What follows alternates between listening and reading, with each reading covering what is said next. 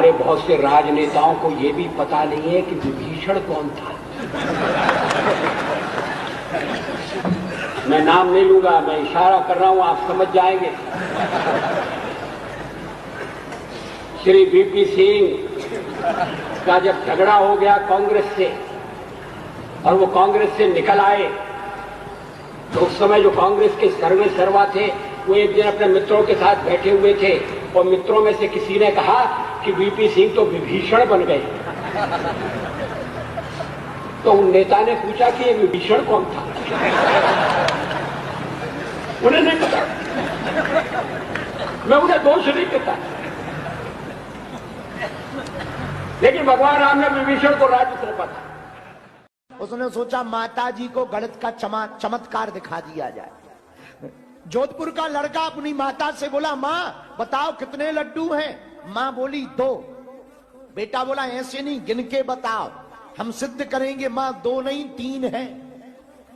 माँ बोली बेटा हम भले ही पढ़े नहीं हैं पर लड्डू तो 2 हैं। बेटा बोला गिन के बताओ। माँ ने गिने 1 और दूसरे पे रखा 2।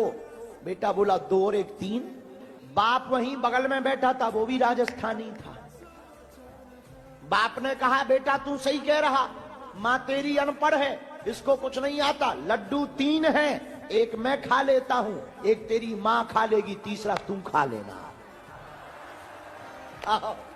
जगन्नाथ मंदिर की मूर्तियां हर 12 साल के बाद बदली जाती हैं और इस अनुष्ठान को नवकलेबारा नाम दिया जाता है। दरअसल जगन्नाथ मंदिर में भगवान जगन्नाथ, बलभद्र और बहन सुभद्रा की लकड़ी की मूर्तियां हैं। इन मूर्तियों को हर 12 साल में बदलने की परंपरा सदियों से चली आ रही है। यही नहीं, जिस समय मूर्तियां बदली जाती हैं उस समय पूरे शहर की बत्तियां बंद कर दी जाती हैं और हर जगह अंधेरा कर दिया जाता है। ये इस वजह से किया जाता है जिससे मूर्तियों को बदलने की प्रक्रिया को गोपनीय रखा जा सके। मूर्तियों को बदलते समय केवल एक मुख्य पुजारी वहाँ मौजूद होता है और उसकी आंखों में भी पट्टी बांध दी जाती है। ये इसलिए किया जाता है जिससे कि मूर्तियों को बदलने की प्रक्रिया पूरी तरह से गोपनीय रहे। इसके कई कारण माने जाते हैं, क्योंकि जगन्नाथ जी की मूर्तियां लकड़ी की बनी हुई हैं और उनके क्षय होने का डर रहता है, इसलिए इन्हें हर 12 साल बाद बदला जाता है। क्योंकि ये मूर्तियां नीम की लकड़ी से बनाई जाती हैं, उनके जल्दी खराब होने का डर होता है, इस वजह से इसे बदलना ही ठीक होता है। नवकलेबारा अनुष्ठान देवताओं की ऊर्जा को नवीनीकृत करने का एक तरीका है। नवकलेबारा अनुष्ठान को देवताओं की ऊर्जा और जीवन शक्ति को नवीनीकृत करने के एक तरीके के रूप में देखा जाता है। इसमें पुरानी मूर्तियों की जगह नई मूर्तियां लगाने से यह माना जाता है देवता अपने भक्तों को आशीर्वाद देना आगे भी जारी रखेंगे। ऐसी मान्यता है जब भगवान श्री कृष्ण ने अपनी देह त्यागी, समय उनका दिल पुरी में ही रह गया।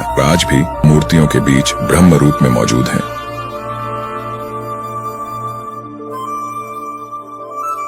खाटू श्याम कौन है और क्यों किया शीशदान, चलिए जानते हैं। महाभारत के भीम के पुत्र घटोत्कच और घटोत्कच के पुत्र बर्बरीक थे। बर्बरीक को ही बाबा खाटू श्याम कहते हैं। बर्बरीक दुनिया के सर्वश्रेष्ठ धनुर्धर थे। बर्बरीक के लिए 3 बाण ही काफी थे, जिसके बल पर वे कौरवों और पांडवों की पूरी सेना को समाप्त कर सकते थे। बर्बरीक युद्ध में जाने से पहले भगवान कृष्ण से मिले और कृष्ण ने कहा कि यह जो वृक्ष है इसके सारे पत्तों को एक ही तीर से छेद कर दिखाओ तो मैं मान जाऊंगा। बर्बरीक ने एक ही तीर से वृक्ष के सारे पत्तों को छेद दिया। उसके इस चमत्कार को देखकर कृष्ण चिंतित हो गए और श्री कृष्ण यह बात जानते थे कि कौरव हारते हुए नजर आए तो फिर पांडवों पर संकट आ जाएगा, और तभी भगवान कृष्णा ने बर्बरीक को एक ही झलक में पूरी घटना दिखा दी और फिर भगवान कृष्ण ने उनका शीश मांग लिया। बर्बरीक ने स्वेच्छा के साथ शीश दान कर दिया। बर्बरीक के इस बलिदान को देखकर श्री कृष्ण ने बर्बरीक को कलयुग में स्वयं के नाम से पूजित होने का वरदान दिया और तब से बर्बरीक को बाबा श्याम के नाम से लोग जानते हैं। तो आओ सब मिलके बोले जय श्री श्याम।